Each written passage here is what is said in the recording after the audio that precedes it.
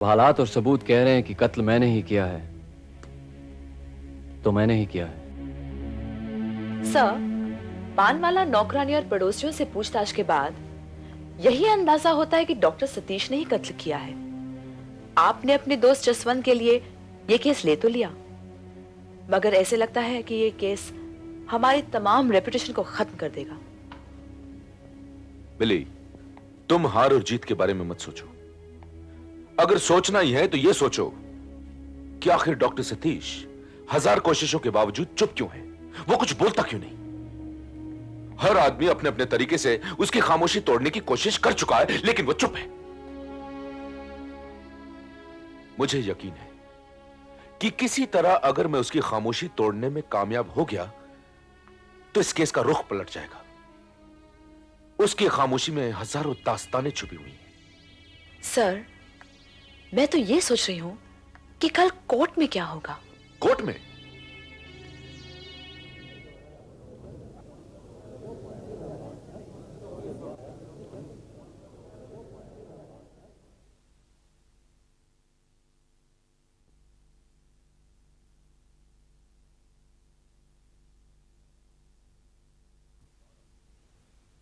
Your honour,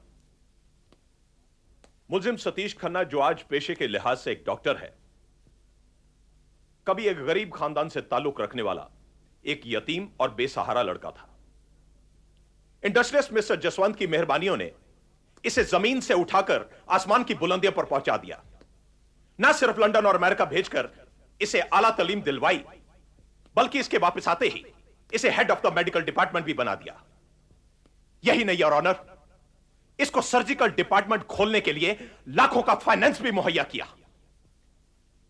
लेकिन मुलजिम सतीश खन्ना इतनी शोहरत, इतनी दौलत और इतनी कामयाबी हजम ना कर सका और धीरे धीरे यह वैश्याओं के कोठों के चक्कर काटने लग गया। इसी सिलसिले में इसकी रानी नाम की एक तवाइफ से मुलाकात हुई और यह उसके इश्क के चक्कर में पड़ गया। इश्क के सौदे में इसे अपनी इज्जत, अपनी शोहरत और अपना रुतबा खतरे में नजर आने लगा। योर ऑनर, पहले मामूली तकरार और फिर बात झगड़े की नौबत तक पहुंच गई।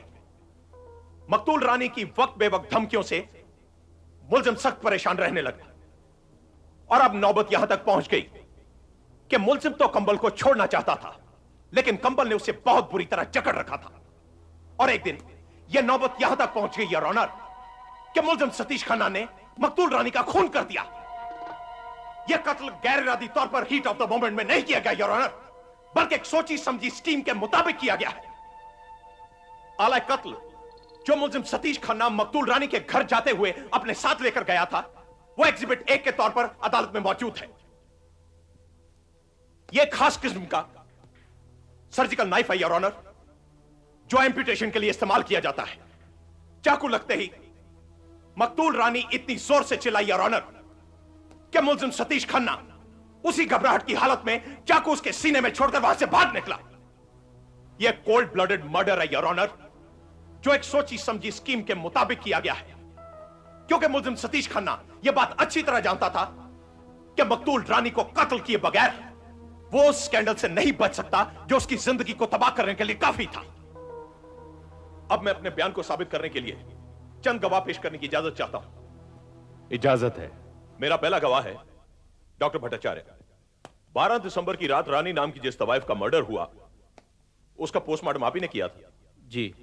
क्या आप अदालत को पोस्टमार्टम की रिपोर्ट का खुलासा जरा तफसील से बताएंगे?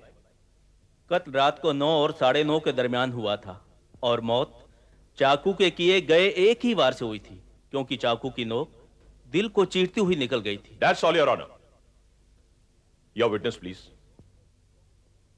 No questions at this moment, Your Honor. But I reserve the right to call him at a later stage. इस बात को नोट कर लिया जाए। डॉक्टर भट्टाचार्य, आप जा सकते हैं। Your Honor, मेरा अगला गवाह है मकतूल रानी की मुलाजिमा रंबा। तुम मकतूल रानी के यहां कितने सालों से काम कर रही हो? 10 साल से, जब हम छोटे से थे। लाश को सबसे पहले तुम ही ने देखा था? हाँ जी, हम ही ने देखा था। कितने बजे? वो रात के 12 बजे। रंबा, जो आदमी तुम्हारी मेम साहब से मिलने आया करता था, क्या तुमने उसे कभी देखा था? बोलो रंबा, डरो नहीं। वो एक बार देखा था। उस दिन सिनेमा की बिजली फेल हो गई थी और हम जरा जल्दी लौट आए थे, तो उस दिन हमने वो उन साहब को गाड़ी में बैठते देखा था। रंबा, जिस आदमी को उस दिन तुमने गाड़ी में बैठते हुए देखा था, क्या वो इस अदालत में मौजूद है? कौन है वो? वो सामने खड़े हैं जो। Excuse me, your witness.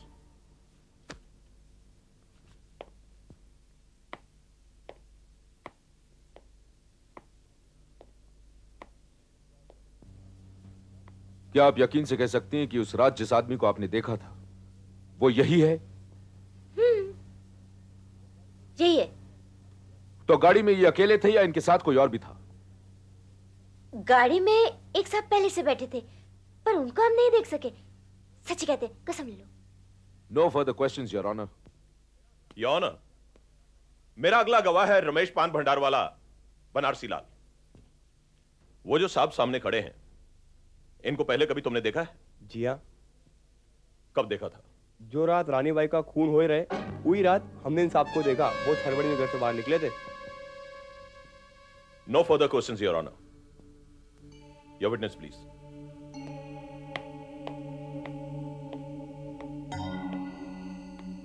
Banarasi Lal, ji, यह आदमी जो तुम्हारे सामने खड़ा है, रानी के घर से निकलते हुए तुमने इसे पहले भी देखा था या उसी दिन? राम झूठ ना बोला है मालिक, पहले कभी नहीं देखा। That's all your honour. तुम जा सकते हो बनारसी लाल।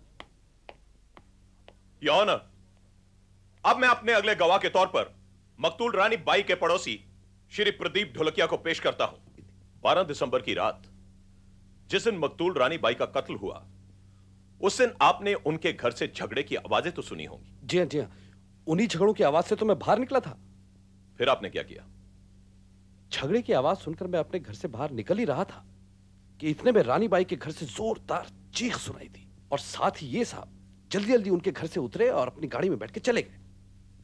That's all your honour. Your witness please. Dholakia साहब जी, झगड़े की आवाजें और चीख को सुनकर आप मकतूल रानी के घर तो जरूर गए होंगे, यह देखने के लिए कि वहां गड़बड़ी क्या हुई है। माफ कीजिए वकील साहब, मैं ऐसी धंधे वाली औरतों से बहुत दूर रहता हूं। यह तो हमारी मजबूरी है कि वो हमारे पड़ोस में आके रहने लगी।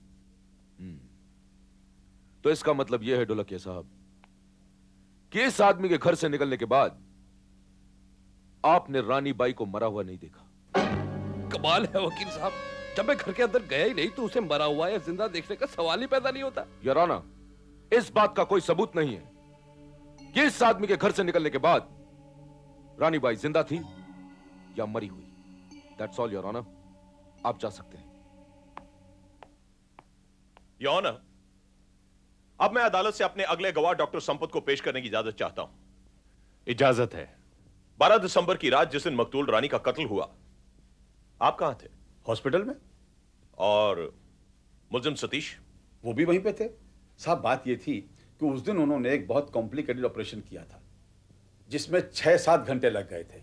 जब थिएटर से बाहर आए तो बहुत थके हुए थे। उन्होंने चाय का ऑर्डर दिया। इतने में अचानक एक फोन आया। किसी औरत का फोन था। फोन सुनते ही बहुत परेशान हो गए। फोन रखा, चाय छोड़ दी, बैग उठाया और बाहर चले गए। तो आपका कहने का मतलब कि उन्हें अक्सर किसी औरत का फोन आया करता था? जी हां, अक्सर आते थे। यानी कि वारदात वाले दिन जो फोन आया वो मकतूल रानी का था? साहब, आवाज तो वैसी ही थी। फिर अगले दिन अखबारों में पढ़ा कि रानी का कत्ल हो गया और उसके इल्जाम में डॉक्टर सतीश खन्ना को अरेस्ट कर लिया। योर ऑनर, बहुत अफसोस हुआ। एक नौजवान होनहार डॉक्टर एक तवाइफ के इश्क में बेमौत मारा गया। That's all your honour. Your witness please.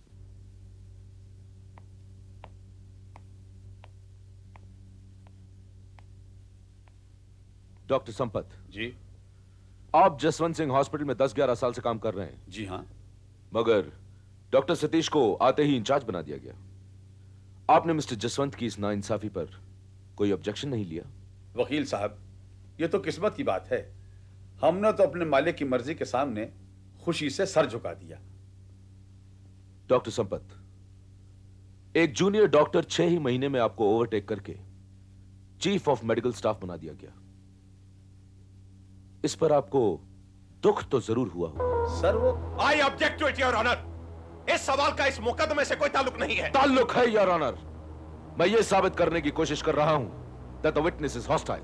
Objection overruled. Thank you your honour.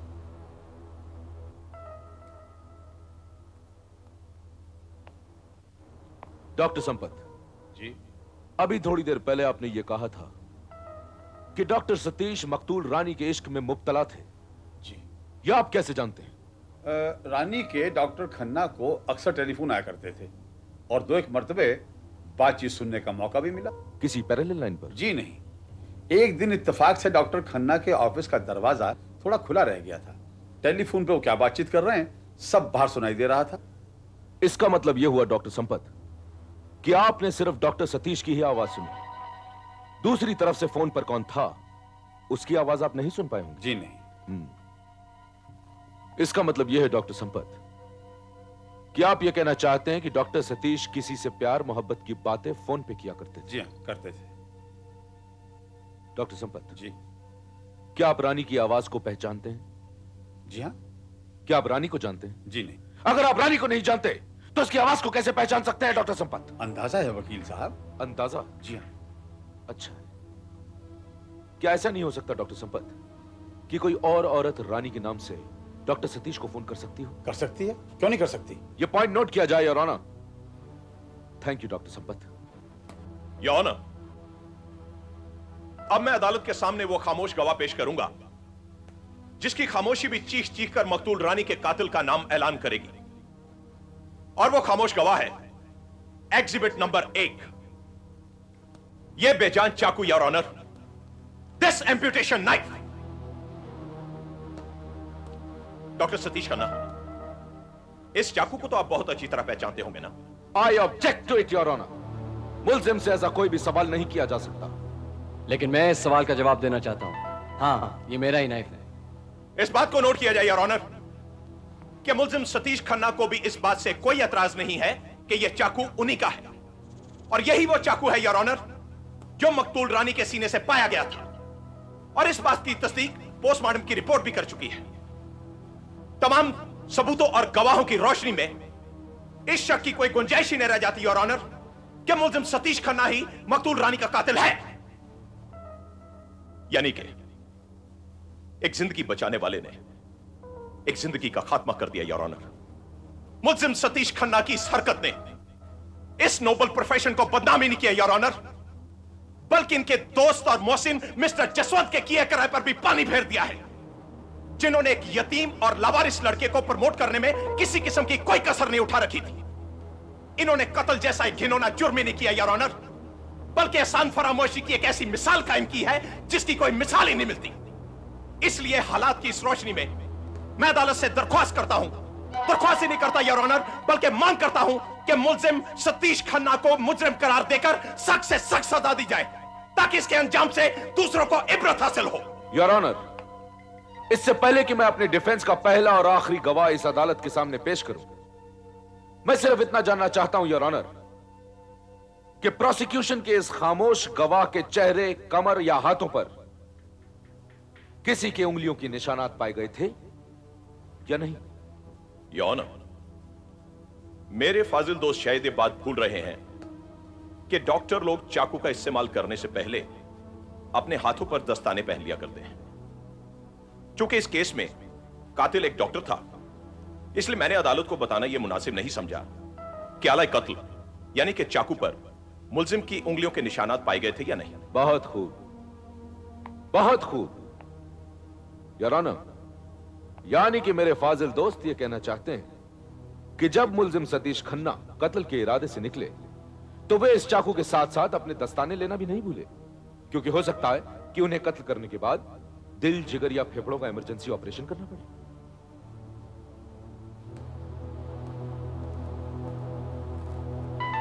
Your honour, अब मैं अपना पहला और आखिरी गवाह इस अदालत के सामने पेश करना चाहता हूं। और वो है इस शहर के मशहूर इंडस्ट्रियलिस्ट मिस्टर जसवंत। आप इस अदालत को सिर्फ यह बताएं कि डॉक्टर सतीश खन्ना किस किस्म के आदमी है। मेरा मतलब है, क्या वो ऐसा आदमी है जो कत्ल जैसा जुर्म कर सकता है, जैसा कि प्रोसिक्यूशन अपने सबूतों और गवाहों के बयानात पर साबित करने की कोशिश कर रही है? जी बिल्कुल नहीं।